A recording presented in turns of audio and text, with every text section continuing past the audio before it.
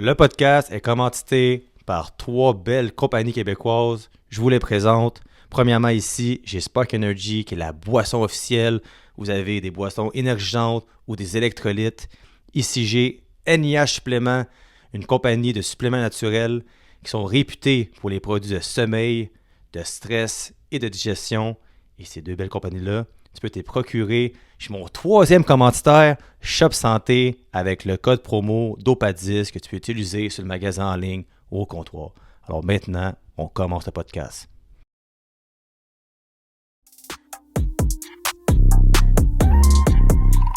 Yes, avec moi aujourd'hui, j'ai Renaud Bourbonnais, quelqu'un dans le monde du football, descripteur, animateur RDS, puis j'ai vu aussi que tu es descripteur du NFL. NFL Red Zone. Red Zone, Exact. c'est impressionnant pour de vrai. Tu es un grand nom du football au Québec.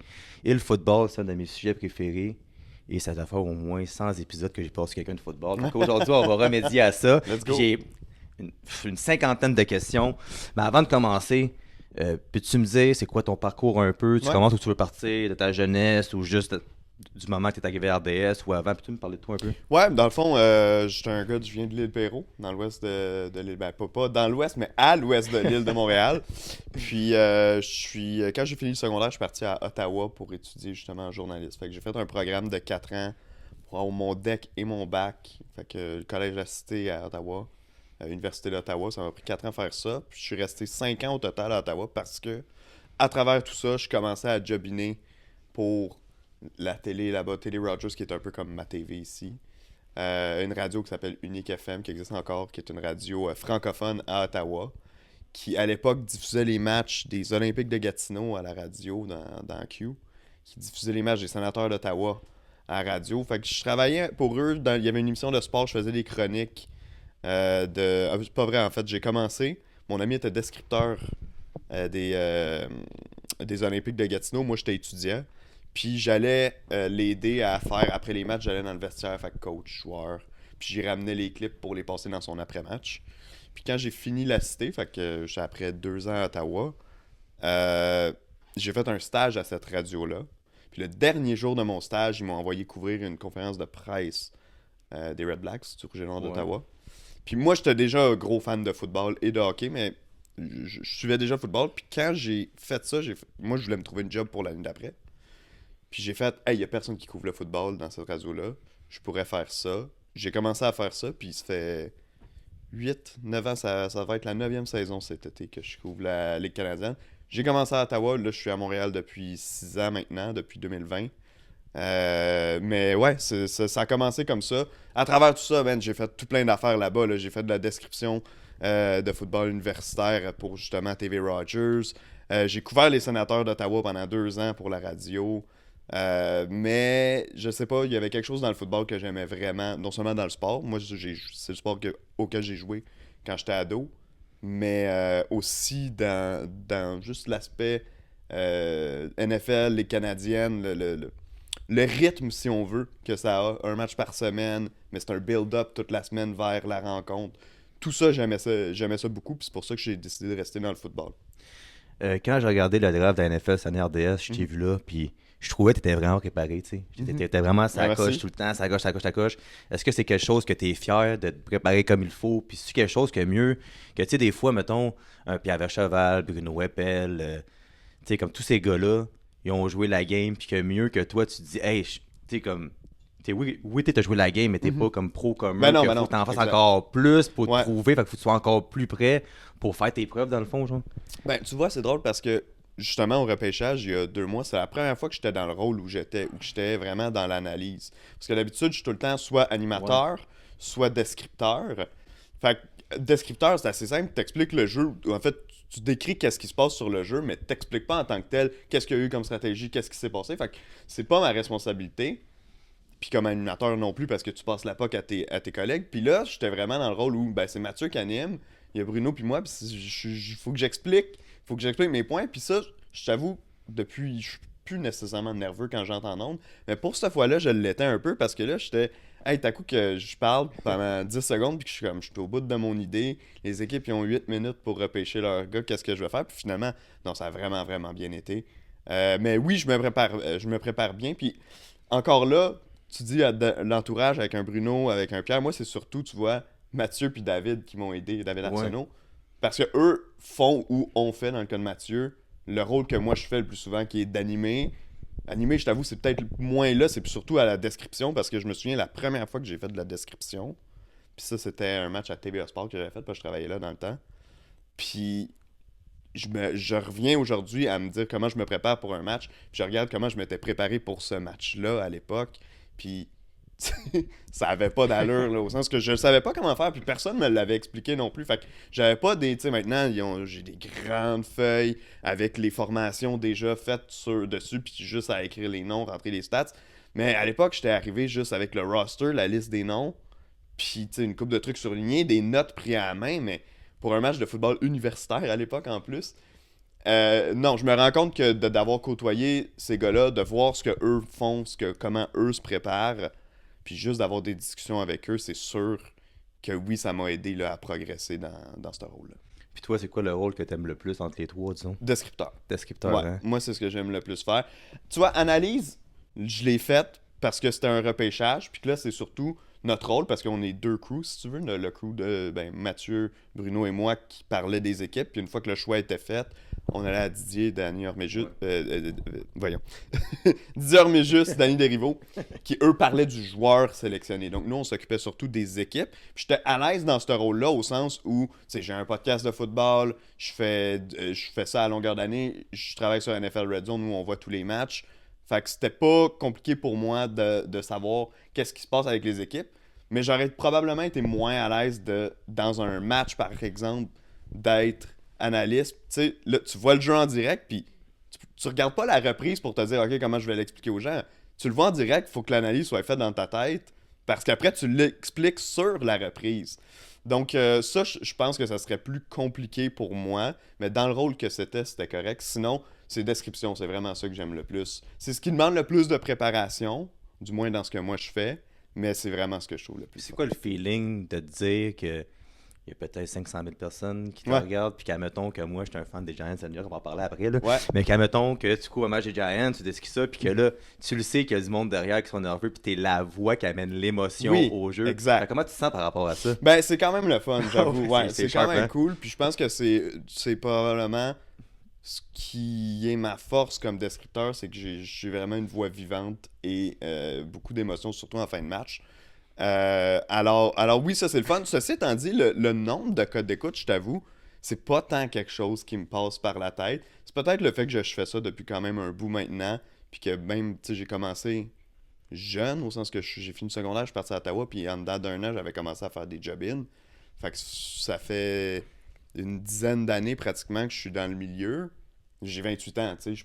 Fait que c'est Ouais, t'es jeune encore là-dedans. ben exact. Fait que je connais beaucoup de gens avec qui je travaille qui ont à peu près la même expérience que moi, mais qui sont, je sais pas, 10, 5, 6 ans plus vieux que moi. Puis c'est ça. Puis, je veux shout-out mon chum, puis à David Bolduc, qui a travaillé avec. Ben oui, à exact. Attitude À Football, Attitude là, Football, à shout-out. Il va l'époque. écouter, qui m'a dit. Puis lui, il me disait comme quoi, qu'il voulait que je te dise que t'étais peut-être le gars le plus excité pour un point de conversion. Ah, ça se peut. Sur la CFL? Ouais, la CFL, ou je sais Ouais. pas quoi qui me disait que quand, mettons, il y avait un placement, ou tu sais, le point après le touchdown, que t'étais vraiment, t'es comme tu gueulais, pis c'était vraiment drôle, quoi du genre.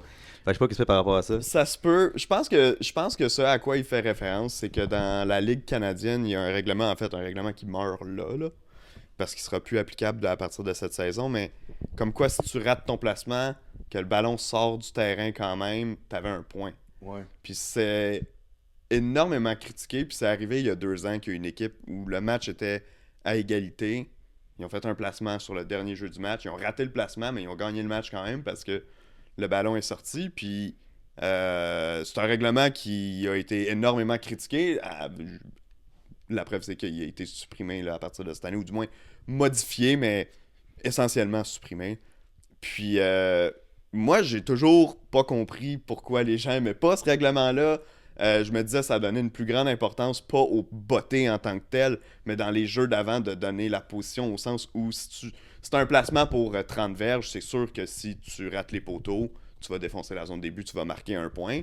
Mais ça fait que le focus, les jeux importants, c'est pas le jeu où il y a le botté, qui de toute façon, personne tripe sur les bottées en tant que telles, mais surtout sur les jeux d'attaque-défense qu'il y a auparavant dans le scrimmage, où on se positionne, au sens où si tu les laisses pas traverser la mi-terrain, leur botteur ne sera pas capable de sortir le ballon du terrain par le fond. C'est peut-être à ça qu'il faisait référence, je pense que probablement.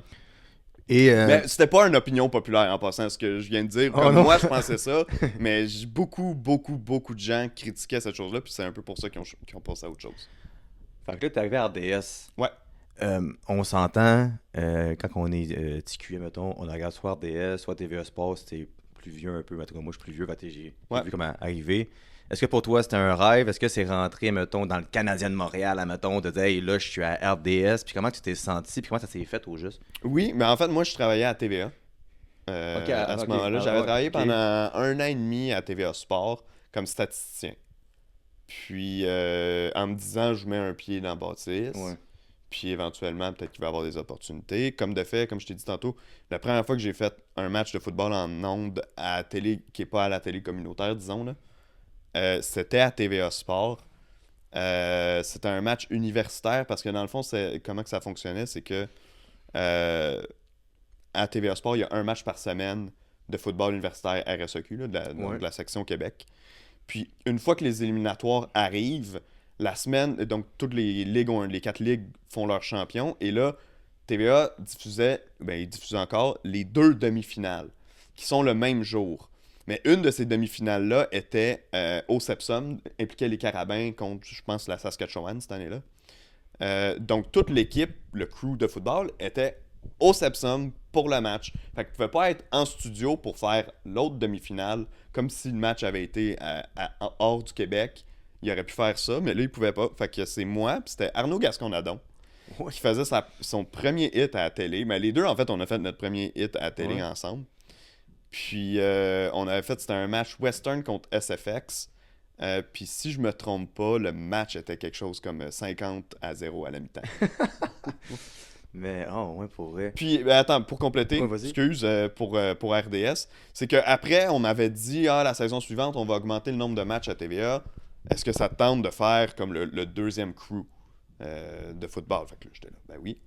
Puis là, finalement, plus ça avançait, plus c'était comme, Louis, ça va être toi. Mais là, finalement, tu voudrais-tu passer à une audition pour le faire?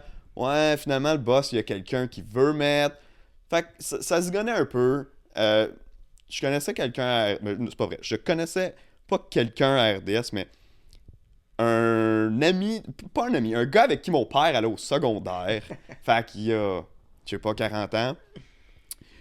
Puis mon père arrêtait pas de me dire, il y a un gars de mon secondaire qui travaille à RDS. Il me disait ça quand j'étais aux études. Mais il dit, tu sais, c'est un gars que j'ai pas vu depuis 35 ans. C'est pas son chum que je connais et tout. Mais il dit, tu devrais y écrire à un moment donné. Puis là, à ce moment-là, je me disais, le timing est bon parce qu'il y avait eu un lockout dans la CFL. Puis les gens s'en rappellent pas, mais ça a duré 1 semaine à peu près. Ça avait repoussé les camps de quelques jours. Fait que puis là, ça venait d'être levé. Fait que j'avais écrit à ce monsieur-là, si vous cherchez quelqu'un, si vous avez besoin de monde de plus dans vos équipes de football, whatever, ça m'intéresserait et tout et tout. Puis il m'a dit, on va te faire un screen test. Fait que j'ai fait le screen test à RDS. Ça a vraiment, vraiment, vraiment bien été. Genre mieux que ce que je pensais. Puis là, ils ont dit, on va te redonner des nouvelles. J'attends. Finalement, ils me reviennent puis ils disent, en disant, on n'a pas de... On aimerait t'avoir parce qu'on a un moment au mois de novembre où on a 3 semaines où on a besoin de quelqu'un pour animer NFL Red Zone, pour remplacer, pendant les playoffs de la CFL. Mais le problème, c'est qu'on peut pas te faire lâcher ta job pour te dire, viens 3 week-ends au mois de novembre, puis... Parce que c'est sûr, je peux pas travailler TVA et RDS. Fait que là, je dis, ok, je comprends. Puis j'avais aussi un ami à moi, qui écrivait sur Attitude Football d'ailleurs, Manuel Villeneuve, qui venait de rentrer quelques mois avant comme statisticien RDS. Fait que là, j'y fais part de ma situation avec TVA. J'y fais part du fait que mon screen test a super bien été. Puis là, il dit, c'est drôle, il dit, on vient de se faire caller un meeting, genre hier, des statisticiens, puis ils ont dit qu'ils allaient en engager un nouveau. Fait que j'ai fait, let's go, je vais pousser là-dessus. Fait que là, je parle à lui, je parle à l'autre personne avec qui j'avais parlé. Les deux poussent pour moi. Puis finalement, c'est ça, on m'a fait rentrer à RDS en octobre 2022. En novembre, j'ai remplacé pendant les playoffs de la CFL sur NFL Red Zone. En décembre, ils m'ont dit, on a un conflit d'horaire, pourrais-tu remplacer une autre fois sur Red Zone? Je suis retourné le faire. Puis là, à partir de là, pas grand-chose. Mais je rentrais pour faire des stats, comme je faisais à TVA. Mais pas grand-chose pour aller faire de l'écran, de la description, de l'animation. À un point où j'étais comme, là, en plus, tu sais, il y a personne qui vient te voir pour te dire, genre, on va te trouver quelque chose, on a de quoi. C'est un peu silence radio, puis je commençais à être legit un peu inquiet à ce moment-là. Et genre, 4 jours avant le draft en 2023, repêchage NFL, fait qu'au mois de mai, ça m'appelle d'urgence. Ouais, là, on a un conflit d'horaire. Je sais que c'est un peu weird, là, ça entend pas mal de dire non, mais tu veux-tu animer le repêchage de la NFL? Fait que là, puis c'est ça, par après, j'ai su qu'il y a beaucoup de gens qui disaient, ben on va lui demander, mais tu sais, il va dire non parce que ça n'a pas d'allure. Mais dans ma tête, il y avait aucune chance que je dise non parce que j'étais comme, c'est le break que j'attends. C'est ce que je voulais me faire offrir éventuellement, puis ça arrive. Fait que je l'ai fait, ça s'est vraiment bien passé. Mes boss m'ont texté le lendemain pour dire, c'était vraiment cool, attends-toi à avoir des nouvelles bientôt. Puis à partir de là, on m'a appelé pour remplacer sur la CFL, remplacer sur la NFL.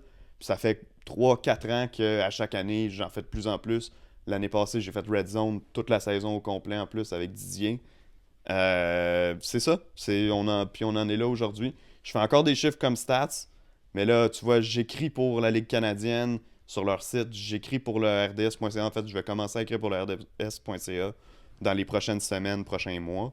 Puis je continue à animer, d'écrire, faire NFL Red Zone. Man, c'est méga sharp pour de vrai. Ouais. Tu sais, pour le monde qui nous écoute, que tu commences quelque part, tu rentres dans la boîte, puis tu montes des échelons. Exact. C'est en plein, puis tu prends ta chance. C'est faire le draft, t'aurais pu genre pogner la chienne, puis je dis Ouais. non, je veux pas faire ça. Non, Tu c'est dis, ça.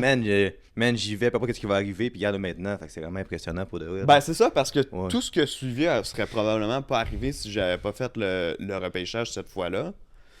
Puis un autre truc qui est important, c'est pour les gens là, qui aimeraient ça, faire ça, c'est mentionne qu'est-ce que tu veux faire. Parce que si j'étais juste rentré comme stats en disant. Puis moi, je l'ai dit à mon embauche, il me demande veux-tu faire ça à long terme, des statistiques? J'ai fait moi, c'est mon moyen de mettre mon pied en dedans. C'est un métier cool. Je l'ai fait avant de rentrer là. Je le faisais à TVA. J'ai pas trop à venir le faire. Mais si vous me dites que dans 10 ans, je suis encore aux stats, ça marche pas pour moi. Mais je trouve que c'est important de le mentionner parce que des fois, on le fait pas. Puis les gens juste assument qu'on est correct avec ce qui se passe parce que on le mentionne pas. Puis je pense que quand j'étais plus jeune, dans beaucoup de sphères qui n'ont pas rapport avec un métier en tant que tel, j'étais souvent de même de pas le mentionner parce que t'es gêné ou peu importe. Puis qu'à un moment donné, j'ai fait genre, hey, il n'y aura pas de compromis. Dans ma job, je serai pas comme ça. Je vais toujours mentionner s'il y a quelque chose qui va pas. Je vais toujours mentionner qu'est-ce qui sont mes objectifs à moi. Quitte à ce que ça se réalise pas, mais juste pour que les gens sachent, ou que mes boss sachent, c'est comme ça que j'essaie de m'orienter. T'sais. Mais s'il faut que tu dises ça, parce qu'avant tu faisais cette phrase, j'allais justement dire que dans la vie de tous les jours, des fois, on met pas ses limites, Ouais. on donne pas nos besoins, puis on se respecte pas nécessairement. Mhm. Puis là, toi, tu te dis, hey, c'est quoi, moi qui j'identifie que je veux pas rester là, je veux être là un jour. Puis eux, ils écoutent, puis tu sais, genre, t'es comme la personne qui est la plus proche d'eux, s'il manque quelqu'un, puis elle pack t'embarques. Direct. C'est comme des Canadiens de Montréal, un joueur qui est des mineurs, puis là, il se donne pareil, il monte en haut, puis il reste en haut après. Fait que c'est le même concept de juste mettre ton pied dans la place, puis de se monter après. Ben, là. c'est ça. Ben, tu vois, en plus, c'est ça. Ce printemps, encore un conflit d'horaire, j'imagine. J'ai remplacé sur les Jeux du Québec. J'animais les Jeux du Québec. Dans le fond, on diffuse toujours des résumés des journées de compétition pendant ça dure, je pense, c'est 8 ou 15 jours, les Jeux du Québec. Puis à chaque jour, en soirée, RDS fait un résumé de l'action. Il y a des journalistes qui sont sur place, on passe des topos. Puis normalement, c'est Émilie Duquette, ma collègue, qui anime ça. Elle était pas là cette semaine-là, je sais pas pourquoi. Ça suivait les Jeux olympiques, donc peut-être qu'elle était partie en vacances parce que je sais qu'elle avait travaillé là. C'était mon collègue Jasmin Leroux qui animait donc l'émission. Puis il y avait 2 jours où ça fonctionnait pas avec lui. Puis je suis allé animer, mais tu vois, j'aurais jamais pensé à animer les Jeux du Québec. Ouais. Puis c'est pas nécessairement un objectif de le faire non plus. Mais juste de dire, ah, ils ont pensé à moi pour être le relief pitcher, j'étais content avec ça.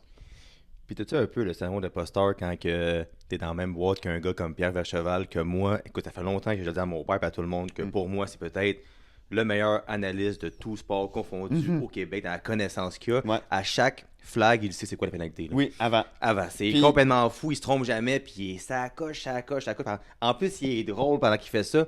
Fait que pour toi, c'est comment d'arriver et d'avoir un gars de même. Puis tous les gars qui sont là depuis des années, puis qui ont joué la game, puis qui sont à Exact. RDS depuis 20-25 ans peut-être. là. Ouais, mais moi, j'avais toujours prétendu, même avant de travailler là, que l'équipe de football à RDS, Très c'était fort. peut-être la meilleure, si tu prends le groupe au complet qui travaille sur un sport, là, qu'on avait au Québec, toutes stations confondues. Puis, ce qui est impressionnant aussi, c'est que tous les gars, à part maintenant moi, puis David Arsenault, c'est des gars qui ont joué à un haut niveau. Tu sais, Pierre, Bruno, Mathieu ont tous joué pro dans le CFL. Didier a joué dans la NCAA. Danny avec a joué. Danny aussi, Ouais, ouais, t'as raison, exact. Ouais. Danny qui a joué pro aussi. Ouais. Fait que, tu sais, c'est quand même impressionnant de dire, OK, c'est pas juste parce que c'est des gens d'expérience qui font ça depuis longtemps, c'est que c'est. Je peux pas imposer mes connaissances. Je peux pas jouer au gros bras avec ces gars-là, tu comprends? Ouais. Au sens de je peux pas. Fait que j'ai essayé de pas faire ça parce que moi-même, je trouve ça bizarre quand quelqu'un fait ça. Fait que je me dis, je serai pas le bizarre qui fera ça. Ceci étant dit, j'ai vraiment été bien accueilli dans ce groupe-là. Didier, je le connaissais quand même un peu parce que ça faisait plusieurs années que je couvrais les Alouettes à la radio pour BPM. Puis même dans le temps que je couvrais le Rouge et Noir d'Ottawa, je l'avais déjà vu à l'occasion de matchs entre les deux équipes. Fait que j'avais quand même... je m'entendais déjà bien avec Didier. Fait que lui, j'avais déjà une relation. Après ça, les autres sont venus puis ils sont super gentils. David, c'est sûr que c'est rare que je travaille avec, vu qu'on fait la même job. Fait que souvent, quand je suis là, c'est parce que lui est pas là. Ouais. Donc on travaille moins souvent ensemble, mais les fois que j'ai parlé, c'est vraiment qu'il m'a donné des conseils et tout. C'est vraiment un chic type. Non, je me sens vraiment, vraiment bien accueilli. Puis un avec qui je travaille très souvent, c'est Bruno Eppel. Puis je pense que Bruno, c'est, tu sais, le rencontrer, c'est le connaître, au sens que c'est tellement un bon Jack, il va tellement te mettre à l'aise, il est tellement sympathique que ça a vraiment pas été difficile là, de créer une chimie avec. Mais là, avant qu'on rentre dans le vif du sujet, Ouais. puis qu'on parle réellement de football, j'ai des questions à refaire, j'en ai Vas-y. vraiment beaucoup. C'est quoi, toi, tes aspirations par rapport à ça? Est-ce que toi, c'est resté RDS? As-tu une job de rêve? Ou c'est ta job de rêve en ce moment? C'est quoi que tu... Tu sais, quand tu te vois où dans 5, 10, 15, 20 Ouais. ans? Ben, j'aimerais encore faire ça. J'aimerais encore faire de la description surtout parce que je te l'ai dit tantôt, c'est ça que j'aime le plus faire. Puis je trouve tout le temps ça bizarre parce que tu sais, c'est des jobs que il y en a une dans le fond ou deux, tu sais, job de descripteur de football à temps plein au Québec. Ouais.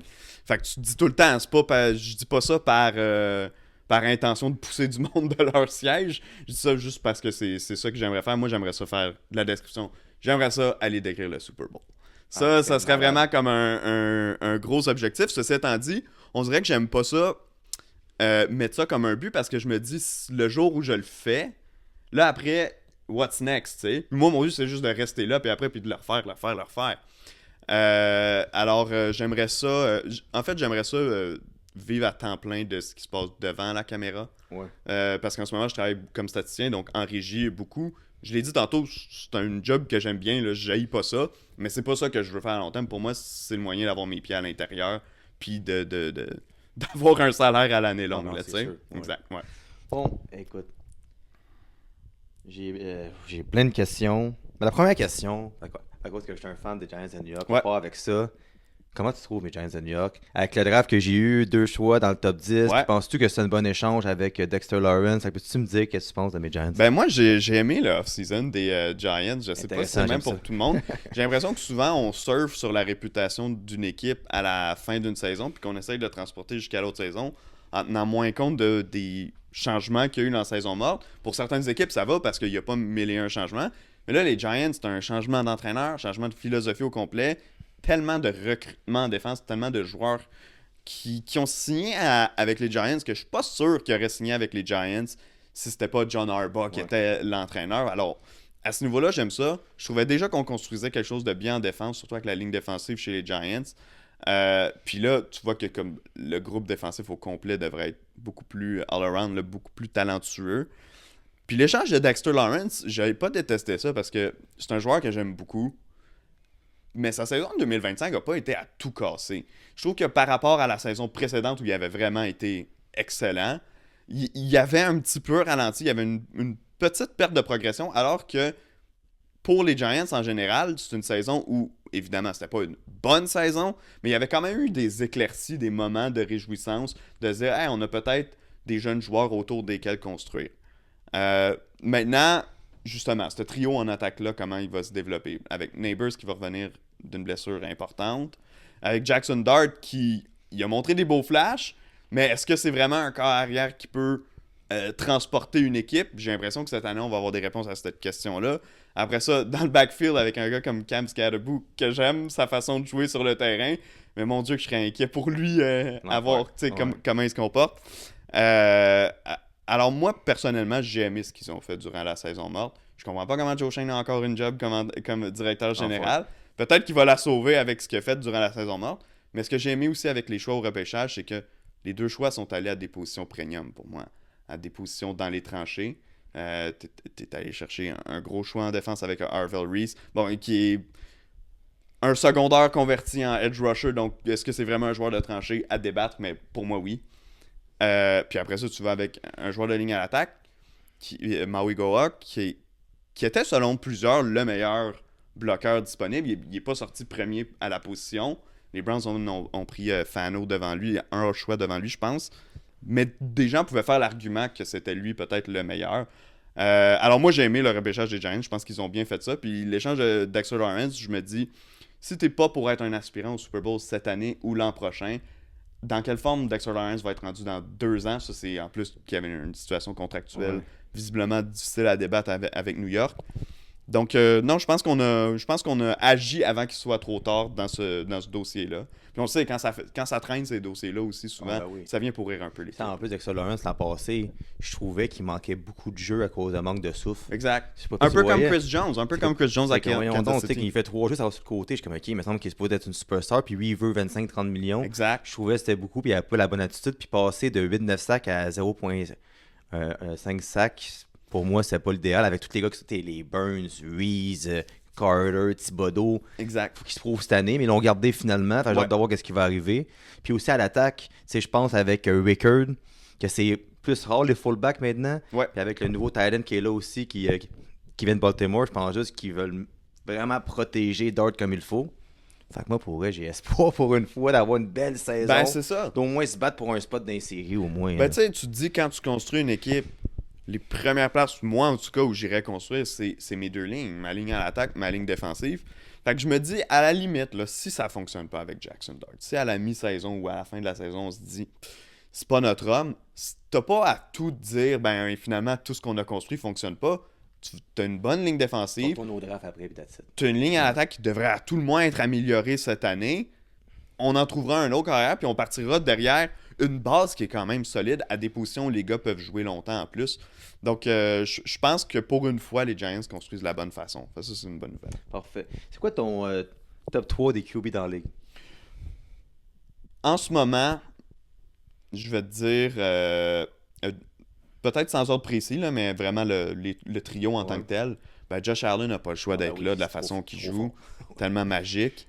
Je vais mettre Joe Burrow parce que au-delà des insuccès des Bengals, je pense que c'est facile à voir que c'est pas vraiment de sa faute, au sens que sa défense est vraiment pas bonne année après année. Il y a une mauvaise ligne à l'attaque aussi, mais quand il est en santé, quand il est là, il fait tellement des choses magiques avec le ballon. Puis tu vois, avec le dernier, on dirait que j'hésite un peu parce que de nature, je dirais avec Patrick Mahomes, parce que c'est Patrick Mahomes, on a vu tout ce qu'il a fait en début de carrière et tout. Mais les 2 dernières saisons, ça a vraiment été au ralenti pour lui. Je sais que l'attaque des Chiefs, c'était pas optimal. Ligne à l'attaque problématique, pas un super groupe de receveurs, pas des super porteurs de ballon non plus. Avec Pacheco qui, à part à son année recrue, n'a pas été extraordinaire. Mais j'ai tellement aimé ce que Matthew Stafford a fait l'an dernier. Il a été nommé MVP en plus. Puis c'est un joueur qui a toujours été justement dans cette élite-là, mais toutes les années à Détroit avec des mauvaises équipes, on dirait qu'on n'en parlait pas, on respecte pas. Fait que si j'ai à répondre pour maintenant, je vais mettre Matthew Stafford avec les 2 autres. Je suis content, j'ai même top pour toi. Bon, ben parfait. T'es un pro football, c'est quand même intéressant pareil. Pourquoi et même Josh Allen, tu compares à Mahomes, tu sais, comme Josh Allen n'avait pas des meilleurs receveurs là, non, depuis 2-3 ans, puis il réussit tout le temps à se rendre, il fait des miracles, puis il est gros comme un bœuf, puis il court, il fait tout, il a le cœur à la bonne place en plus. Fait que... Vraiment, il a l'air d'un bon Jack au bout. Si toi, mettons, tu te pars une équipe, est-ce que tu penses qu'il faut passer sur un quarterback élite ou sur une rose défensive? Ben, tu vois, comme j'ai dit tantôt, moi, j'y vais avec les deux lignes. Fait que ça serait comme la troisième réponse. Mais j'aime bien les équipes qui construisent, justement, qui commencent avec... parce qu'on décide jamais où on est dans un cycle. Puis toutes les équipes, même les moins bonnes équipes, ont des joueurs de talent. Ouais. Au sens qu'ils ont des joueurs vedettes quand même. J'aime les équipes qui arrivent avec une bonne défense, qui... tu sais, disons le duo défense-ligne à l'attaque, je l'aime beaucoup. Parce que on parle souvent d'améliorer au repêchage de l'attaque quand tu as un jeune carrière, puis là, on dit on veut repêcher avec notre choix de première ronde, disons un receveur pour aider notre carrière à avoir une type de choix. Ce qui est pas ridicule comme réflexion. Mais moi, ce que je me dis, c'est pour aider un carrière, justement un jeune carrière, la meilleure chose que tu peux lui donner, c'est lui donner plus de possession à chaque match. Donc, au lieu de que ton attaque est 10 fois sur le terrain dans le match, il y ait 12 fois, ce qui donne 2 opportunités de plus de faire des jeux. Puis pour ça, ben, ça te prend une défense qui sort l'attaque adverse ou qui crée des revirements.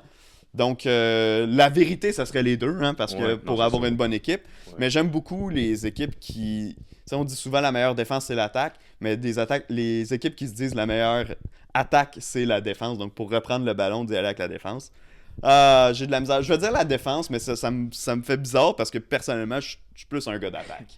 C'est quoi la position la plus difficile à jouer dans la NFL? Assurément, corps arrière. Corps arrière. Hein? Corps arrière, il n'y a aucun débat. Tu as tellement de réflexions à faire, tellement de trucs à retenir.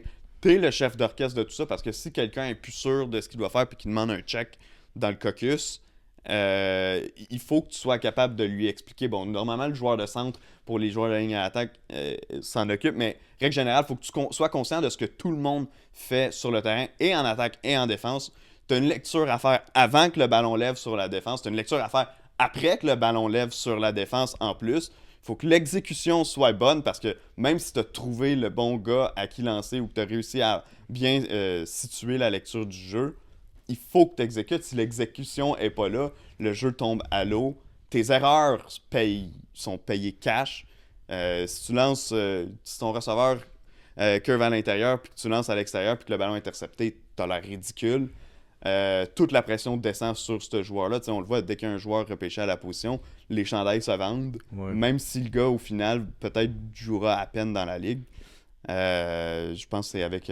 c'est qui que j'ai vu cette année? Je pense que c'est Drew Allard qui a été repêché en 3-4e ronde, puis son chandail est parmi les gros vendeurs en ce moment dans la ligue. Mais tu sais, c'est bizarre. C'est un joueur qui probablement sera même pas partant. En fait, presque assurément sera pas partant cette année. Mais quand t'es le carrière, t'es le visage de la concession. En plus, t'es tough, là. Parce que t'es là, puis si ta ligne est pas trop bonne, puis tu te fais charger par les head rushers, mais c'est une affaire, là. Ils se font frapper, les gars, de tout côté. Des gars pas mal plus gros qu'eux, là. Puis souvent, les gars font des pénalités, ils rentrent à la tête, puis ils rentrent dans les côtes. Aïe, t'as tough pareil. Oui, ils sont gros maintenant, les gars, mais ça reste quand même qu'ils se font entrer dedans par des gars qui courent à 100 000 à l'heure à comme 2,30, 2,40 livres. Là. Oui, puis le joueur défensif, là, dans la tête, tu te dis jamais mon but, c'est de casser la jambe au carrière, mais tu te dis, si je le frappe, là, si je le cogne fort, là, il va s'en rappeler tout le match. Fait que la prochaine fois que je vais m'en venir vers lui, ben s'il lance son ballon 2 pieds trop loin à cause de ça, ben ça sera déjà ça que j'aurais forcé. Fait que non, il faut avoir un mental de fou là, pour jouer à cette position. Ben un mental et un physique de fou. Toi, mettons que tu es un joueur de football, de la NFL, dans quel stade tu voudrais jouer home? C'est quoi le stade, admettons, qui est le plus fou d'après toi? Là? Ben pour niveau ambiance, Seattle, Kansas City, apparemment que c'est assez fou. Là, Kansas City, ils vont avoir un nouveau stade bientôt. Niveau ambiance, je pense que Seattle, ça doit être assez malade. Ça doit être quand même fou, mais tu sais quoi, Buffalo aussi. Ouais. Puis là, en plus, avec le nouveau stade cette année, qui va être encore un stade à toit ouvert, je pense que du côté des Bills de Buffalo, je suis déjà allé voir beaucoup de matchs là-bas. Tu sais, les gens sont tellement hype, mais on le voit en ce moment dans les playoffs avec le Canadien en plus. C'est vraiment un bon groupe de partisans là, qu'ils ont à Buffalo, tout sport confondu. Ceci étant dit, là, si c'était juste de voir le stade, c'est sûr que SoFi Stadium à Los Angeles, ça a l'air assez malade. Je connais des gens, Didier, mais juste, il est allé il y a quelques années. Puis en fait, il est allé plusieurs fois parce qu'il y a eu un Super Bowl joué là-bas, mais aussi, si je me trompe pas, l'année suivante, il était allé genre à un match des Rams, puis la semaine d'après, le match des Chargers pour RDS. Quelque chose dans le genre. Mais bref, il était allé 2 fois dans la même année dans ce stade-là qui a l'air juste complètement fou. Là, c'est fou, ouais. Puis je me souviens, quand il a été construit, c'était comme dans une vague de construction de stades. Fait que Atlanta, Minnesota avaient eu des nouveaux stades aussi. Je pense qu'il y en avait eu d'autres, mais peu importe. Puis ces stades-là avaient coûté quelque part entre 1 et 2 milliards chacun. Puis à SoFi Stadium, dans la même période, ça avait coûté genre 5 milliards construire ce stade-là. Il y a les bureaux de l'ouest de la NFL, parce que la NFL a des bureaux à New York, mais aussi à Los Angeles. Les bureaux sont dans le stade, en fait.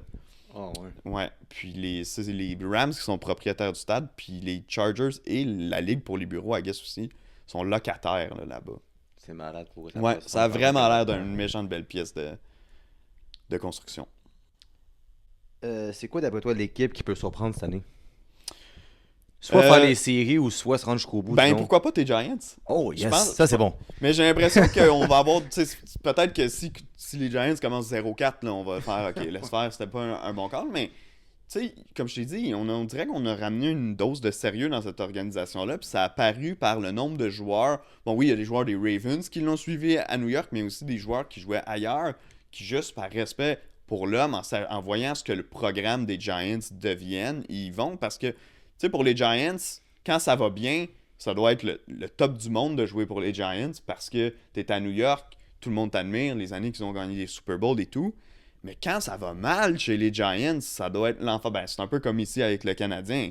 Si t'es un Québécois, tu joues pour le Canadien, puis que vous êtes pourri, alors qu'il y avait des attentes, c'est sûr que ça sera pas un bon moment ou une belle expérience à Montréal. J'ai l'impression que c'est un peu la même chose avec les Giants, les Yankees, un peu toutes les équipes de New York. Là. Puis c'est quoi le club que tout le monde aime beaucoup, puis tout le monde voit vraiment haut, que toi tu penses qu'ils vont dropper cette année? Je me demande comment est-ce que les Seahawks vont jouer en début de saison. Ils vont être bons, là. Don't get me wrong, là. Je suis pas en train de dire que les Seahawks vont rater les playoffs et tout. Mais leur jeu au sol était tellement important dans ce qu'ils faisaient l'an dernier. Puis ils avaient tout un duo de porteurs. Le Kenneth Walker est parti à Kansas City sur l'autonomie. Charbonnet sera pas là en début de saison. Ils ont repêché un porteur de ballon en première ronde, justement parce que ça prend quelqu'un dans une attaque où le jeu au sol est ultra important, puis que là, tu n'avais pas de porteur, ou du moins pas de porteur de premier plan à jouer. Donc, je me demande juste comment est-ce qu'ils vont réagir en début de saison, parce que là, tu es dans une division où tu as les Rams, où tu as les 49ers aussi. Les Cards, on les met à part, les Cards, mais quand même, tu as 2 très bonnes équipes dans ta division. Tu es champion du Super Bowl, tu as gagné la division l'an passé, donc tu vas avoir un calendrier difficile. Encore là, je te dis pas que les Seahawks seront pas bons cette année, mais j'ai vraiment hâte de voir leur début de saison puis de me dire est-ce que ça va être au même niveau que c'était l'an dernier. Puis une autre équipe que je me demande s'ils vont être capables de suivre le rythme qu'ils avaient en deuxième moitié de saison l'an dernier, c'est les Jaguars. Parce que, bon, les Jaguars étant ce qu'ils sont, dans leur histoire, quand ils ont une bonne saison, d'habitude, on se dit ils sont partis sur une ère d'aller, ils ont trouvé un groupe intéressant, puis finalement, ça s'effondre l'année d'après et pour les 10 ans à venir. Puis l'an dernier, Trevor Lawrence a joué le meilleur football de toute sa carrière durant la deuxième moitié de saison. Puis il était bon pour de vrai. Mais est-ce que ça va revenir à ça au début de l'an prochain? Je veux dire, on a 4 ans de tape avant de lui qui fait des erreurs par-dessus des erreurs. Est-ce qu'on va pouvoir poursuivre dans la bonne veine? Encore là, j'en suis pas encore à faire mes prédictions officielles pour la saison. Ouais. Mais je me demande si les Jaguars vont être capables de tenir. Trevor Lawrence, il me fait penser un peu à Daniel Jones. Mm-hmm. Il a tous les atouts pour réussir, puis il réussit tout le temps à faire des bulles au cerveau match après match. Puis là, il pogne un stretch comme Jones il y a 3-4 ans qui a fait les séries avec les Giants. Il était chaud, puis l'année d'après, il a signé son contrat, puis ça s'est effondré. A juste floppé. C'est le genre de quarterback-là qui sont pas... C'est dur de s'imaginer qu'il peut en faire une autre bonne. C'est ça. On n'a pas la confiance en lui encore. C'est bizarre parce que à l'époque, quand Daniel Jones avait été repêché avec un 7e choix au total, bref, dans le top 10 par les Giants, c'était une surprise. On le voyait arriver plus tard, puis finalement, il est rentré. Tandis que Trevor Lawrence est arrivé avec un hype énorme chez les Jaguars. Mais quand tu regardes, on dirait que j'ai jamais mis les 2 joueurs côte à côte dans ma tête. Mais j'écoute ce que tu viens de dire, les erreurs, les bulles au cerveau, justement. Ouais. C'est vrai que c'est, sans dire que c'est le même joueur, c'est vrai qu'il y avait beaucoup de choses similaires dans le jeu des deux. Yes, j'ai une question qui est peut-être plus difficile à la formuler, mais je vais essayer. Dans le fond, c'est quoi le rapport entre admettons, placer de l'argent dans une différente partie d'un line-up. Tu sais, disons, il va y avoir des équipes qui vont mettre beaucoup d'argent sur les CB, d'autres sur la ligne du milieu, l'autre ligne en avant. Puis mieux que des coupeurs, des fois, on voit des gars comme Bobby Okereke, disons des Giants, justement, que il a joué toutes les snaps l'an passé, il a le plus de tackles dans la ligue, c'est un capitaine, puis que là, ils l'ont coupé pour sauver, je pense, 1 million ou 1,5 million. Fait que c'est quoi le rapport entre le recrutement, trouver des bons jeunes, versus le DG et son équipe qui sont réellement bons avec les chiffres pour bien calculer ça, genre? Mais c'est un roulement de personnel, gestion d'actifs, mais surtout gestion d'argent. Si tu regardes un sport comme le hockey, qui est évidemment extrêmement populaire ici, c'est assez terre à terre, au sens où tu signes un contrat de 3 millions par année, en moyenne, tu vas compter pour 3 millions par année sur la masse, puis le contrat il est de 3 ans, ben tu vas être là pour 3 ans, à moins d'être racheté, mais les rachats sont rares. Tandis qu'au football, c'est parce qu'on voit toujours le contrat de 300 millions signé ou le contrat de, peu importe, 50, 25 millions, mais le vrai montant qui compte, c'est le montant garanti, tout le temps. Parce que le reste, c'est dès qu'on décide de te couper, tu pars, puis il n'y a pas de dette si tu as passé ton montant garanti. Donc, quand tu arrives avec un vétéran, ou disons un joueur, il fait ses 4 premières saisons sur le contrat d'entrée, 5 avec l'option si c'est un choix de première ronde, puis là, il devient un vétéran, si tu veux. Donc, il va signer un contrat nécessairement plus élevé que celui qu'il avait comme recrue. Mais si tu as un jeune qui rentre, un gars que tu as repêché, qui soit un choix de 4, 5, 4e ronde, peu importe, qui rentre, puis qui fait mieux, ou même, j'ai envie de te dire, aussi bien que le vétéran, mais qui coûte moins cher, si tu n'as pas d'argent garanti ailleurs, ils vont le faire. Donc, dans le cas d'un Bobby Okereke, est-ce que c'était vraiment pour sauver 1,5 million, ce qui est quand même pas négligeable, mais ou c'est surtout que tu as changé de coach, tu as un entraîneur défensif qui rentre et qui a fait rentrer beaucoup de son monde à lui dans le personnel de joueurs. Peut-être que c'était juste un joueur qui fitait moins dans le fit de ce qu'on essaie de faire avec les Giants, mais le phénomène dont tu parles, il est vrai dans la NFL, mais je pense qu'il est encore plus vrai dans la CFL, Ah ouais. où là, tu sais, c'est un budget beaucoup plus bas, puis où surtout les joueurs, même les joueurs étoiles, sont rentrés un peu inconnus dans la ligue, au sens où c'est des joueurs qui n'ont pas fait la NFL. Tu dirais les meilleurs joueurs de la CFL pourraient être dans la NFL, au sens que t'es à un camp d'entraînement de la NFL, il y a toi, il y a un secondaire, on a besoin du 4e gars sur le line-up, ça va être lui.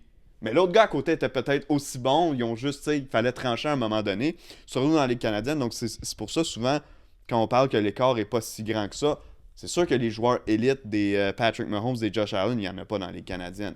Mais la différence entre un joueur régulier de la Ligue canadienne puis un joueur d'équipe d'entraînement de la NFL est pas grande. C'est souvent des could have been me. Puis souvent, les joueurs qui, après la saison de la CFL ou dans la saison morte, sont invités à des camps de la NFL. Puis des fois, c'est même pas des joueurs étoiles dans la CFL. Mais j'ai joué dans un gros programme à l'université. Mon entraîneur est rendu coach des linebackers dans telle équipe. Il se souvient de moi. Il m'appelle. C'est beaucoup un truc de connexion comme ça. Mais dans la Ligue canadienne, à tous les ans, on le voit. Puis là, les camps ont commencé le week-end dernier, dimanche. Puis ça va arriver là, inévitablement. Il y a des gars qu'on prend pour acquis qui vont être des starters, qui vont se faire couper au camp d'entraînement parce qu'il y a un jeune qui vient d'une université obscure aux États ou du Canada qui va rentrer au camp d'entraînement, puis ils vont se dire, ben il fait à peu près aussi bien, puis il va nous coûter 150 000 $ de moins sur notre masse salariale, on va le laisser aller. Ça veut pas dire que l'autre est plus capable de jouer, ça veut pas dire qu'il va pas se trouver une job ailleurs dans la ligue, même si souvent il s'en trouve, mais c'est juste de dire que c'est toujours une histoire de cash au final, puis Ouais. de masse salariale.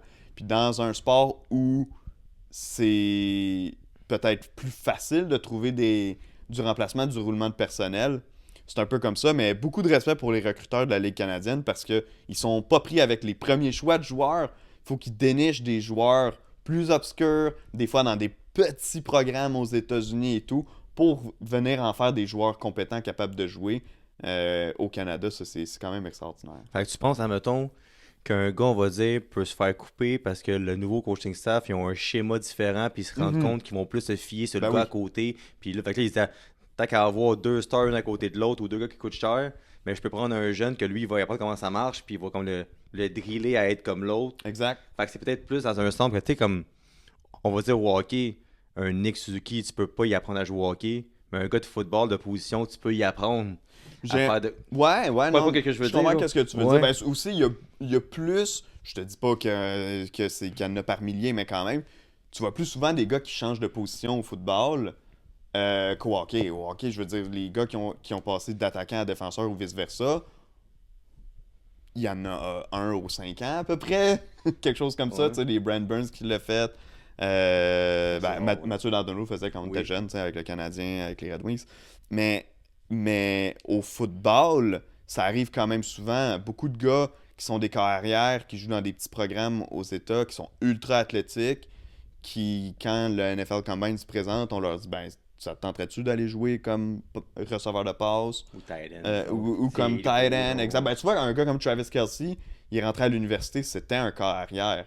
Puis il s'est pas fait de place comme carrière, mais éventuellement, il a été déplacé comme ailier rapproché. Comme tight end, il a réussi à devenir un des meilleurs à sa position tout le temps. Un gars comme J.J. Watt aussi, c'était un tight end quand il est rentré à l'université. Finalement, c'est devenu un des meilleurs DN de tous les temps. Donc non, c'est ça. Il y a beaucoup d'adaptations, beaucoup de choses. Puis ton physique est tellement différent selon la position que souvent, c'est une question de hey, entraîne-toi plutôt comme cela que comme ceci durant la saison morte. Puis on va pouvoir transformer un secondaire en justement un ailier défensif, par exemple. Il y a beaucoup plus d'adaptation, mais c'est parce qu'il y a tellement de positions sur le terrain aussi qu'à un moment donné, tu n'as pas le choix de prendre les forces d'un et de les tirer à l'avantage de l'équipe. Et le football entre l'université et la NFL change beaucoup. Donc, des fois, il y a des gars qui sont peut-être tout simplement mieux bâtis pour une certaine position quand tu passes au professionnel. Pour revenir au draft de cette année, Mm-hmm. qu'est-ce que tu penses du draft?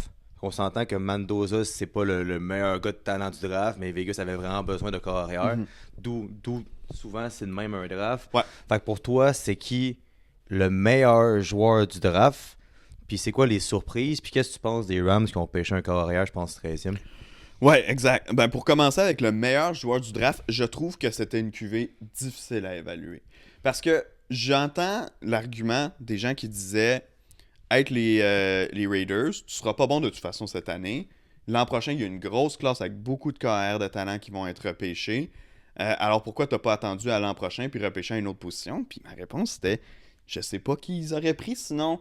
J'ai l'impression que tu aurais reaché un peu pour tout le monde. Peut-être que la vraie solution, ça aurait été de trade down, de descendre pour une équipe qui voulait vraiment Mendoza.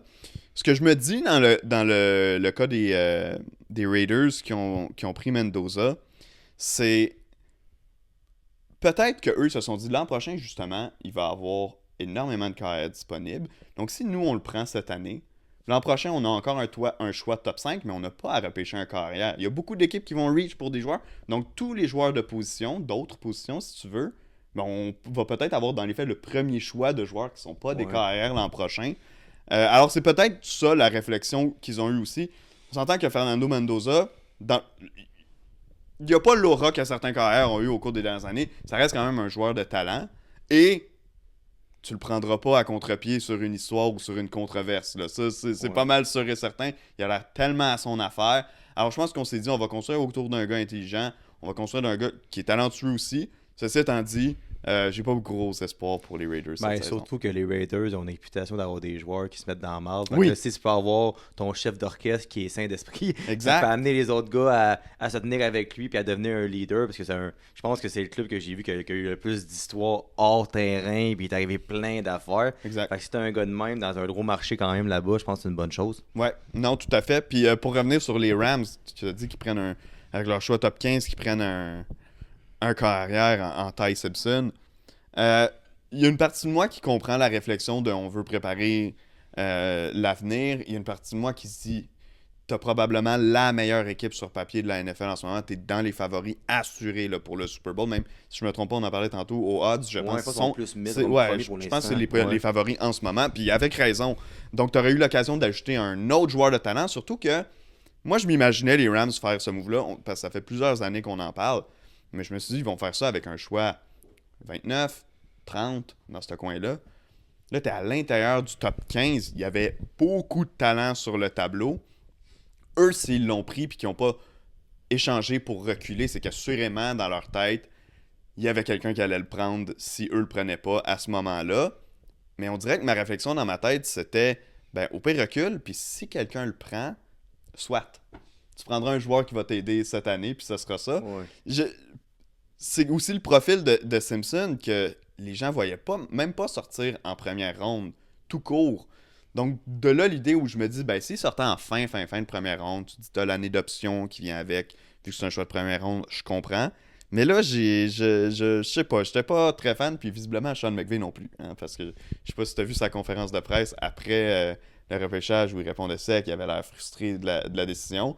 Mais un DG puis un coach vont pas nécessairement travailler dans le même sens, au sens que oui, au niveau de on est sur la même longueur d'onde, mais Les Snead, le DG, il faut qu'il prépare son équipe pour quand Stafford va partir, tandis que McVay, il prépare son équipe à gagner le Super Bowl l'an prochain.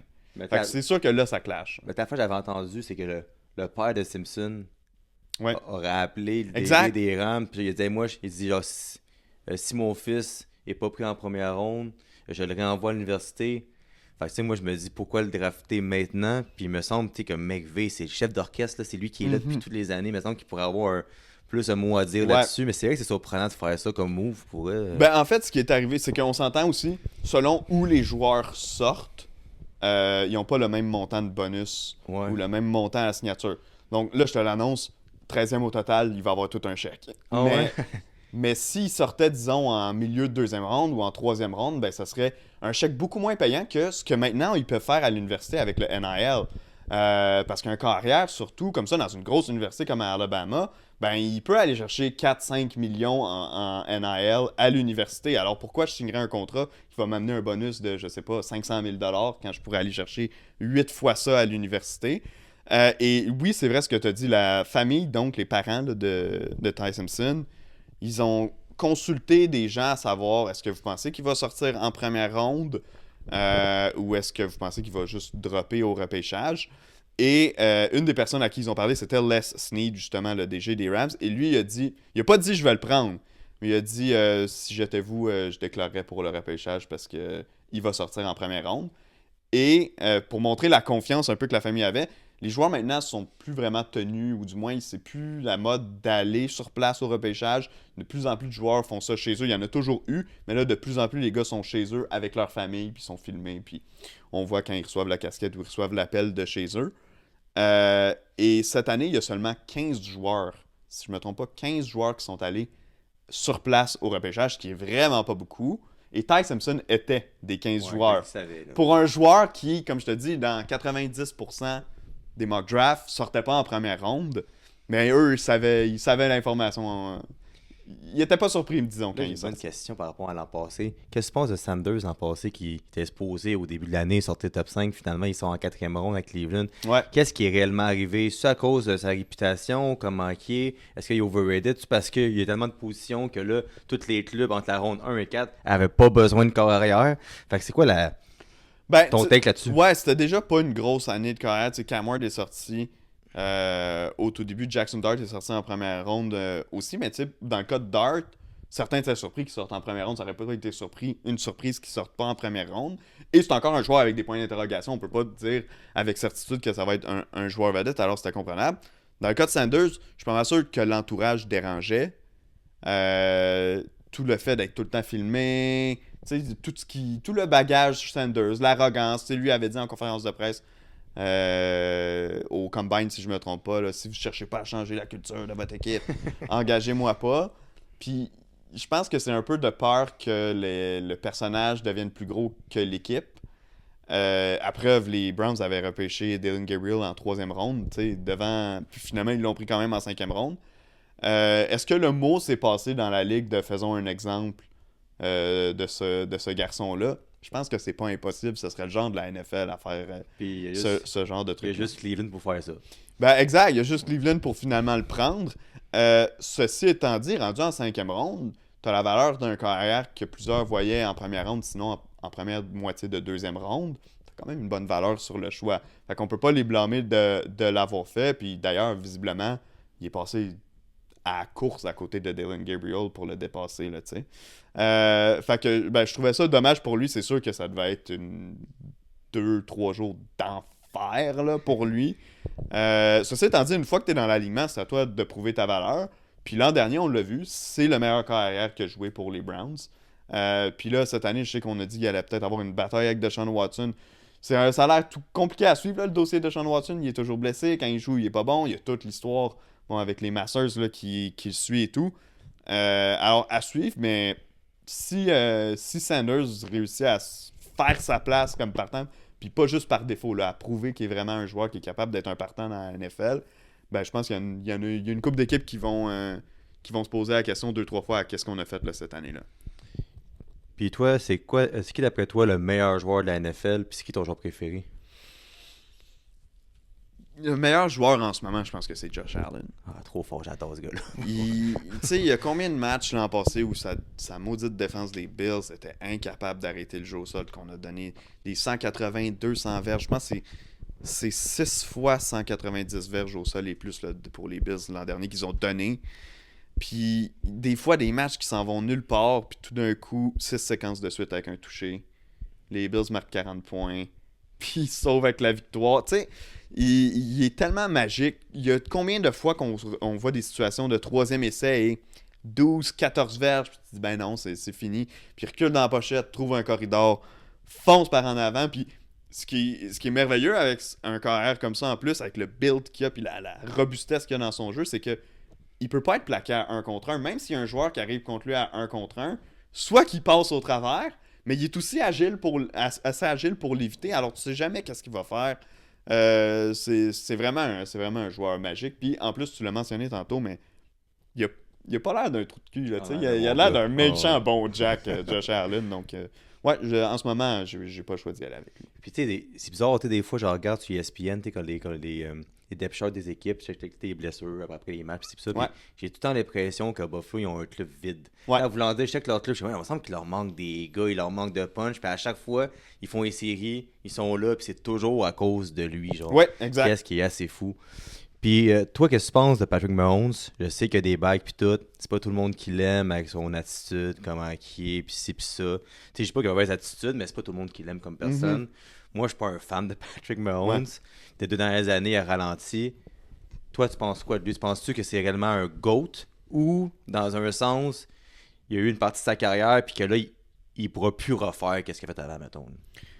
Je pense pas qu'il peut plus le refaire. Je pense que ça se peut encore, mais il y a une magie qui a disparu dans son jeu. Puis on dirait que c'est facile de dire sa ligne en attaque était pas bonne, puis il y avait pas en fait, son attaque était pas bonne en général autour de lui dans les dernières années, puis c'est vrai après tout. Surtout quand tu penses qu'au début de sa carrière, il y avait du meilleur travail de sa ligne en attaque. Il y avait un Travis Kelce, un Tyreek Hill au sommet de leur art. Il y avait vraiment une grosse machine offensive du côté de Kansas City. Mais retourne voir des faits saillants là, de ses, disons, 2 premières années comme partant. Puis il y a des jeux qu'il faisait qui avaient juste pas de sens. Où, je me souviens d'un où il a traversé le terrain de long en large 2-3 fois. Puis il en zip une dans le fond de la zone des buts pour un toucher. Puis je me dis, j'ai plus l'impression de voir ces jeux-là de Patrick Mahomes. Tu sais, des tours de magie, là, des lapins qui sortent de son chapeau. Qu'on voit encore de Josh Allen, même qu'on voit plus souvent maintenant de Josh Allen. Pas nécessairement dans le même style, mais quand même au niveau de l'efficacité. Ça va rester un carrière d'élite, on s'entend. Il n'y a personne qui peut dire qu'il est rendu un mauvais carrière. Mais j'aimerais ça le revoir avec une bonne ligne à l'attaque, avec un bon groupe offensif, parce que depuis plusieurs années, les Chiefs s'est rendu une équipe défensive, surtout, d'abord et avant tout. Ce qui n'a pas été une mauvaise chose, parce que ça leur a permis de gagner des gros matchs, puis de remporter même au moins un des championnats qui était avec cette identité-là. 2 championnats, en fait, avec cette identité-là. Ceci étant dit, quand tu essayes de justement suivre le legacy d'un joueur, tu sais, par exemple, avec les Patriots, quand on suivait Tom Brady, bon, oui, les Patriots avaient toujours des bonnes défenses, c'est sûr, mais l'attaque fournissait toujours. Il n'y a pas beaucoup de saisons où on se disait, bon, cette année, Brady s'est fait complètement traîner par sa défense, il n'y a pas eu une bonne saison, mais les Patriots sont quand même là à cause de la défense. Au contraire, même si la défense était là, l'attaque fournissait toujours là, pour les Pats. Mais là, on dirait que j'aimerais ça, voir ça pour les Chiefs, parce que 1 an où ça va moins bien, ça va. À 2 ans, c'était comme, bon, ok, ça commence à être long. Et en plus, avec la déconfiture qu'ils ont eu cette année, ils ont raté les éliminatoires. Mais là, si l'an prochain, ça va pas, puis on verra comment ça va aller avec sa jambe, mais tu sais, le camp d'entraînement, est-ce qu'il va pouvoir vraiment s'entraîner et tout? Combien de temps? Quand est-ce qu'il va vraiment jouer? À quel moment il va vraiment être à l'aise en plus? Je trouve que c'est une question, une année charnière, non seulement pour les Chiefs, parce que s'ils se plantent encore, il va falloir penser à reconstruire, mais aussi pour Patrick Mahomes en tant que tel, pour son legacy, parce que 3 mauvaises saisons de suite, là, on peut vraiment appeler ça un creux dans une carrière.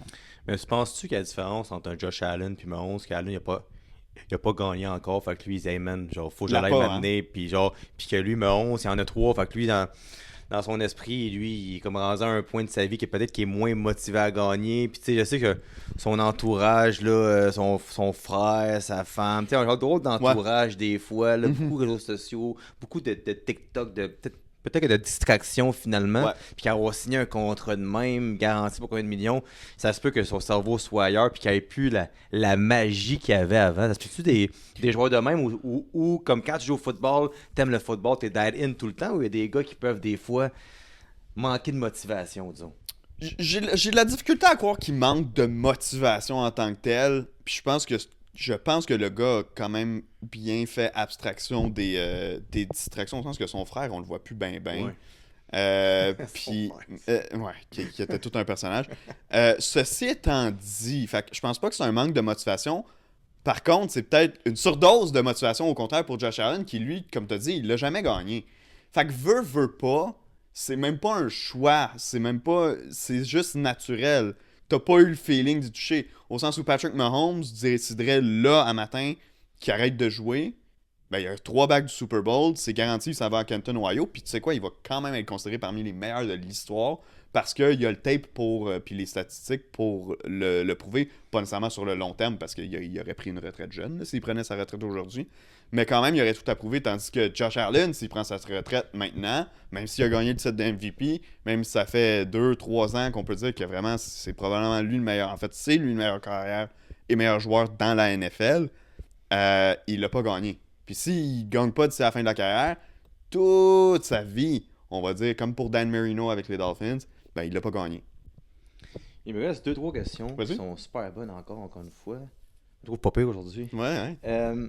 Y a-tu un joueur que tout le monde adore, que tout le monde dit qu'il est fort, que toi t'es moins vendu, disons, que tu trouves qu'il est overrated, genre? Un joueur overrated. Je le sais pas. Par contre, je sais pas si ça répond exactement à la question. Par contre, je trouve qu'il y a beaucoup de gens qui assument le rebond des Ravens cette année, un rebond positif. Tu sais, l'an dernier, Ouais. ça a été une saison difficile au sens où, ben, de un, Lamar Jackson il a été blessé. Quand il est revenu, ça paraissait qu'il était encore blessé parce qu'il avait plus la même vitesse de pointe et tout. Puis ça, je veux dire, c'est des blessures aux ischio-jambiers. J'ai pas de doute que cette année, là, au niveau vitesse, il va être revenu.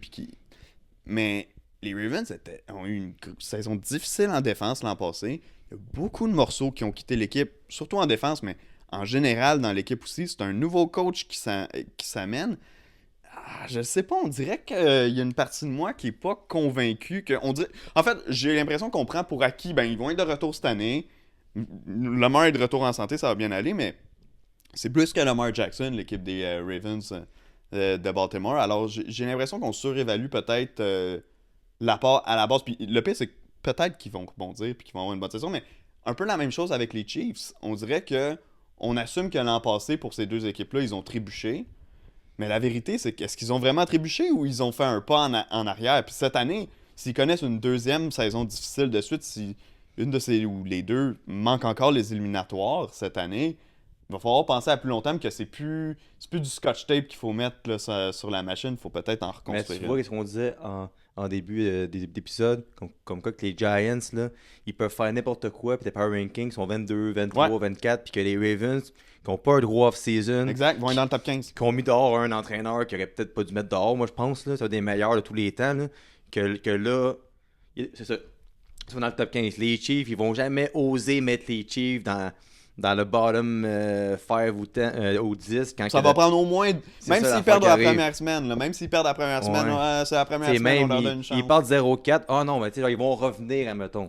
Exact. Mais tu vois, l'an dernier, les Patriots ont eu un bon début de saison. En fait, ils ont perdu leur premier match contre les Raiders, mais après ça, ils sont partis sur une séquence. Bon, je me souviens plus de combien de victoires et tout. Mais ça a pris du temps là, avant que les Pats soient pris au sérieux. En fait, jusqu'à ce qu'ils battent les Bills en prime time, c'était juste cute, les Pats. Puis là, finalement, ils ont eu des notes de respect à partir de ce moment-là et grandissant à partir de là. Mais quand même, au début de l'année, c'était une équipe que personne ne voyait nulle part parce que l'année d'avant, il avait été pourri. Puis c'était correct de les mettre bas en début de saison. Mais rapidement, ils nous montraient des belles choses. Puis comme tu dis, les gens refusaient de les mettre plus haut que Ouais. 20. Fallait qu'ils restent dans le 22, 23. Puis à un moment donné, ben, ils n'ont pas eu le choix de les faire passer par-dessus parce que tu bats les Bills que tout le monde met dans le top 10. Puis t'es coincé en dessous de 20. Puis tu Ouais. les bats chez eux en plus en prime time. Alors ouais. Une autre question encore. Comment que les Pats peuvent se rendre jusqu'au Super Bowl puis que Steven Diggs, qui est un receveur étoile, se fait couper après? Est-ce qu'à cause des performances, ils veulent sauver de l'argent ou à cause que le gars c'est un personnage puis il y a beaucoup de controverses autour de lui? Ouais, là, il y a Donc, eu toute son histoire. Finalement, il a été acquitté là, ouais. dans toute cette histoire-là avec la fille qui faisait ses lunchs. Mais bon, hein, on s'entend, il y a un historique qui vient avec Ouais. Stephon Diggs.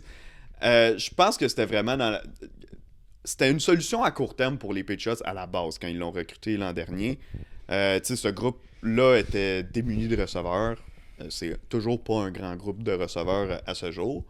Puis Stephon Diggs, honnêtement, moi, je trouve qu'il a fait mieux que ce que je pensais l'an dernier avec les Patriots. Il revenait d'une grosse blessure qu'il avait eue dans une saison avec les Texans où il n'avait pas fait tout feu tout flamme. Sa dernière saison avec les Bills, à partir du tiers de la semaine, genre 5-6, là, ça avait été vraiment difficile pour le reste de la saison. Donc pour moi, c'était un joueur en déclin. Puis je me dis, ben, un vétéran, ça peut toujours t'aider. Mais quand le vétéran vient avec toutes les histoires que Stephon Diggs vient avec, je me disais, ben, c'est vraiment le gars sur qui je veux me fier, surtout à long terme. Pour une saison, ça leur a rendu service. Je pense qu'ils se sont dit, regarde, les chances qu'ils répètent ça une deuxième saison de suite. Surtout que là, on risque d'avoir encore des histoires qui vont venir nous Ouais. hanter l'an prochain parce qu'il y en a tous les ans. Je pense qu'ils ont simplement dit, on va passer à autre Ouais. chose. Ceci étant dit, il y a une équipe qui va le recruter, ça, je suis sûr et certain. Ah, c'est certain. Deux dernières questions. C'est qui ton entraîneur que si tu jouais, mettons, là, tu veux cet entraîneur-là, mettons. Il y en a quelques-uns. Sean McVay, assurément, parce que ben, on en a parlé un petit peu tantôt, c'est tellement un grand maestro. Il a tellement l'air d'avoir le respect de ses joueurs. Les gars ont l'air de vouloir jouer pour lui. Puis surtout, c'est un gars qui a été nommé entraîneur. Il était très jeune. Là. Il était plus jeune que la plupart que beaucoup de ses joueurs là, avec les Rams.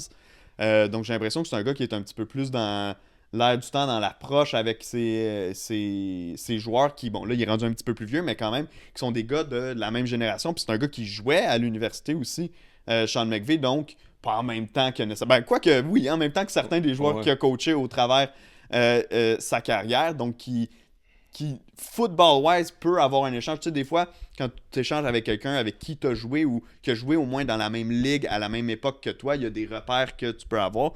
Puis je pense qu'à ce niveau-là, ça devait être vraiment plaisant. Sinon, il coach plus, donc c'est plus difficile à dire. Mais Pete Carroll, lui aussi, ça avait l'air d'un gars qui était extrêmement proche de ses joueurs. Tu sais, c'était un monsieur qui, même quand il était rendu âgé, il jouait encore au basket avec ses joueurs pour se réchauffer et tout. Donc je pense que c'était un homme pour qui ses joueurs voulaient se défoncer. Puis jusqu'à récemment, je t'aurais dit Dan Campbell. Ouais. Puis à mon podcast, on a reçu Mathieu Betts il y a quelques semaines qui joue avec les Lions de la Colombie-Britannique, mais qui est allé au camp d'entraînement des Lions de Détroit il y a quelques années. Puis moi, je me souvenais d'une clip qui était sortie du camp d'entraînement des Lions où il y avait un time-out qui avait été pris pendant un entraînement, puis Dan Campbell il avait dit là, vous êtes pas assez intense, je sais que c'est vraiment difficile que je vous demande, mais je veux que vous frappiez à pleine vitesse, parce que c'est la seule manière qu'on peut atteindre le niveau d'intensité que je veux, puis on le voit dans le jeu des Lions depuis que Dan Campbell est là, c'est une équipe hargneuse qui frappe fort, un peu à son image, puis Mathieu Betts m'avait dit c'était complètement fou. Là. Il y avait des season-ending injuries à toutes les pratiques parce C'est que malade. il y a des gars qui se blessaient. Puis il dit après ça, on avait fait, c'est de plus en plus à la mode. En fait, toutes les équipes le font maintenant.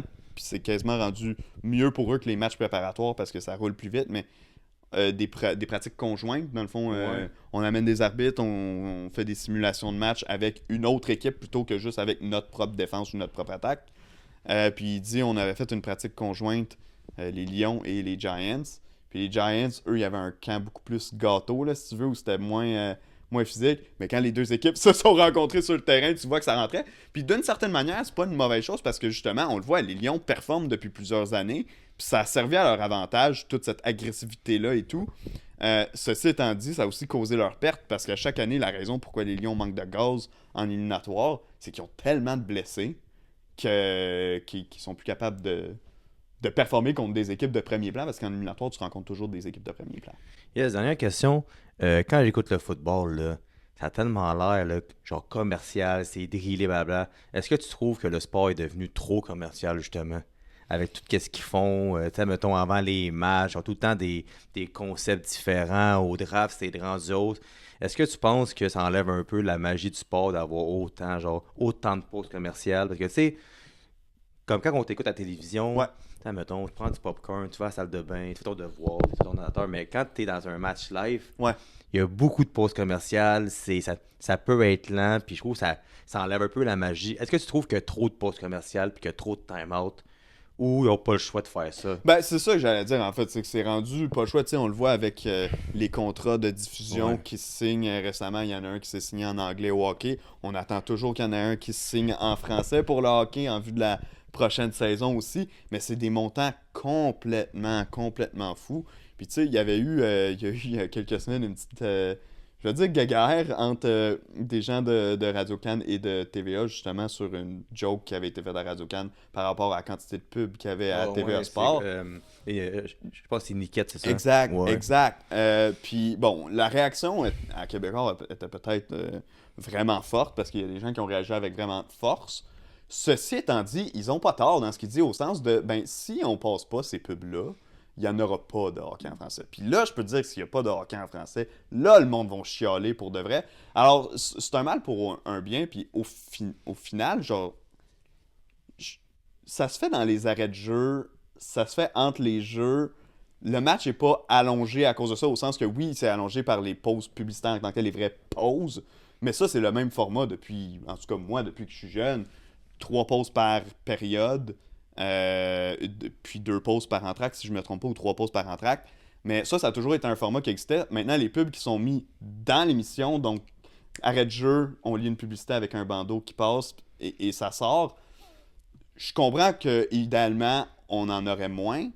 Ceci étant dit, si on en avait moins, il y aurait juste plus de sport à la télé parce qu'on serait plus capable de diffuser. Alors, c'est un mal nécessaire, je vais le Ah dire ben comme oui, ça. puis tu sais, je dis ça, puis c'est moi j'ai des commanditaires pour le podcast, Ouais. que je peux pas encore vivre du podcast, mais j'aspire un jour à vivre de ça, puis je comprends. pourrais pas vivre de ça si c'est pas des commanditaires qui t'approchent puis qui te donnent de quoi, parce qu'on n'a pas le choix de les avoir puis d'en parler dans un sens. Tout à fait, exact. Fait que, Ben, c'est la même chose. Ben, moi aussi, j'ai un podcast, puis Ouais. c'est comme ça que ça fonctionne. Yes, pour remercier d'être venu pour de vrai, c'est super intéressant. T'en reviendras? C'est Tu certain. peux parler de football quand tu veux, j'adore ça, j'ai 1000 questions, mais maintenant, il faut arrêter, là. Fait que peux-tu te plugger pour qu'est-ce qui s'en vient pour toi, ton podcast, tes affaires? Absolument. Ben, mon podcast, Le Tailgate, on publie pendant la saison de la NFL, c'est vraiment toutes les semaines. Dans la saison morte, c'est plus sporadique. On a quelques entrevues qu'on a pluguées ici et là. On a eu des épisodes, évidemment, sur le marché de l'autonomie, le repêchage. Et là, cet été, on va faire un podcast sur les activités des Alouettes de la Ligue canadienne de football. Donc, j'en faisais un avec un de mes amis, Pablo Herrera, qui va encore être avec moi, qui écrit sur le site Three Down Nation, qui est comme la référence du football canadien, si tu veux, au Canada anglais. On faisait un podcast qui s'appelle L'Envol, qui était audio seulement, qu'on enregistrait avec un petit micro dans ma cuisine sur le coin de la table. Puis là, cette année, il va passer en vidéo, il va rentrer là, dans la famille du Tailgate. Donc ça va être à suivre au cours de la saison morte. Sinon, rds.ca, je vais écrire toute la saison de football là-dessus. Puis RDS en général, quand il y a du football, je risque d'être là. Yes, mon gars, merci. Puis ça serait bon que tu reviennes avant que la saison commence, ou septembre, qu'on se fasse des prédictions Merveilleux. ensemble, que tu viennes après le Super Bowl. Moi, quand j'aime quelqu'un, il revient sur mon podcast. Fait That's que, ça serait excellent. Fait que, merci beaucoup, mon gars, Merci d'être à venu toi. aujourd'hui. Tout le monde, à la prochaine.